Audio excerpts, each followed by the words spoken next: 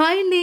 ఈరోజు మన హెల్త్‌కి ఎన్నో బెనిఫిట్స్ ఇచ్చే ఒక హెల్తీ రెసిపీని మీతో షేర్ చేసుకుంటాను. అదేంటంటే పాలకూర పప్పు రెసిపీని చేయబోతున్నాను. ముందుగా ఒక కుక్కర్ తీసుకొని ఒక పావు కిలో వరకు కందిపప్పు తీసుకొని బాగా వాష్ చేసుకుందాం. ఇప్పుడు ఇందులోకి సరిపోయినంత వాటర్‌ని అలాగే సాల్ట్ కొంచెం, పసుపు, అలాగే కారం, 2 పచ్చిమిర్చిని చీలికగా కట్ చేసుకొని యాడ్ చేసుకొని, పాలకూరని వేసుకొని, ఆయిల్ కొంచెం యాడ్ చేసుకొని కుక్కర్ పెట్టేద్దాం. ఇప్పుడు ఈ కుక్కర్ విజిల్స్ కంప్లీట్ అయ్యేలోపు ఒక చిన్న పని చేసేద్దాం. అదేంటంటే ఒక బిగ్ సైజ్ నిమ్మకాయ అంత చింతపండు తీసుకొని వాష్ చేసుకొని నానబెట్టుకొని ఉంచుకుందాం. ఇప్పుడైతే 4 విజిల్స్ కంప్లీట్ అయిపోయాయి. ఇప్పుడు ఈ పప్పుని కొంచెం మ్యాష్ చేసుకొని ఆల్రెడీ మనం చింతపండు మొగ్గు ఉంచుకున్నాం కదా, అది యాడ్ చేసుకుందాం. అలాగే వాటర్ కొంచెం సరిపోయినట్లయితే యాడ్ చేసుకుందాం. ఇప్పుడు తాలింపు కోసం ఆయిల్ హీట్ అయిన తర్వాత పోపులు యాడ్ చేసుకొని ఫ్రై అయిన తర్వాత కొంచెం కసూరి మేతి అలాగే 6-7 వరకు వెల్లుల్లి రెబ్బలు, 2 ఎండుమిరపకాయలను యాడ్ చేసుకొని తాలింపును ఫ్రై చేసుకుందాం.